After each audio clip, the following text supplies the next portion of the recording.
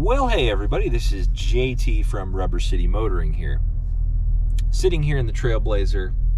This is the first video of a new series I want to do on the channel here. So if you're a regular, you might enjoy this. If you're not and you've stumbled upon this, I think yeah, that's a good thing, because the reason for this little series is I want to open up the comment section to kind of have a conversation about things, and it's called Rubber City Questions. Things that have been bothering me, I wonder about in the automotive world, anything like that, and I'd like your input on this question that I have, or this curiosity. The first one here is going to be based on a car I own. And short story leading up to my question, or my curiosity on this. In the mid-2000s, Chevrolet, GM, they embarked on this journey to make a SS model for every vehicle they made. As you can see, we're in one of them now. I'm in my Trailblazer. It started with the Silverado SS, moved to the Cobalt SS, this Trailblazer SS. I believe the Malibu was next, the HHR, and they kind of stopped there. They didn't make a Corvette SS. There was rumors of that, which everybody obviously would have lost their minds over, because that's not a great idea.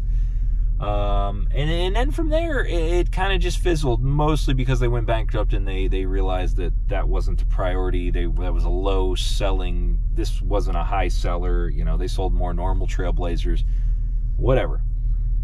The question, though, is about this Trailblazer. This came out in 2006, and in 2005, it dropped at the auto shows and magazines and that, and I saw this right away, and my first thought was like, why? Why did you do that? And I'm going to show you right here what I'm talking about.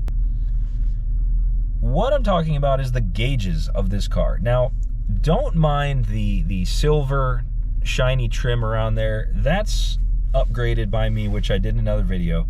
I'm more talking about the color scheme of this gauge package. Why did they go with one white face or silver face gauge in this cluster? It just makes no sense. In this era, white face gauges were still kind of the thing. Mustangs had them.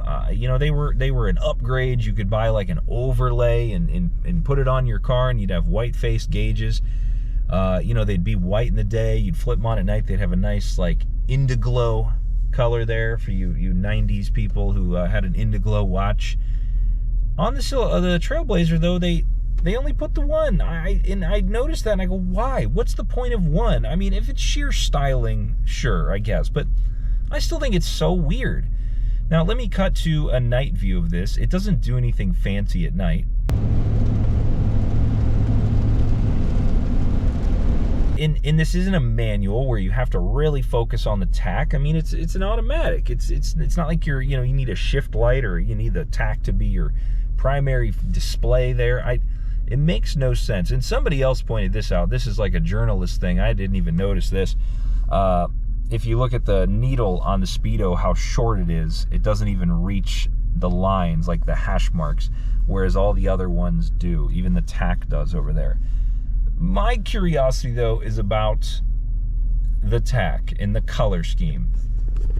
The only other one that really comes close is, from what I can tell, is the Silverado. That has a full white face. All of them are white. I'm pretty sure. I've done some research on that. All the others don't, though. They're just maybe a couple changes here and there, a couple extra little readouts, but I don't get it.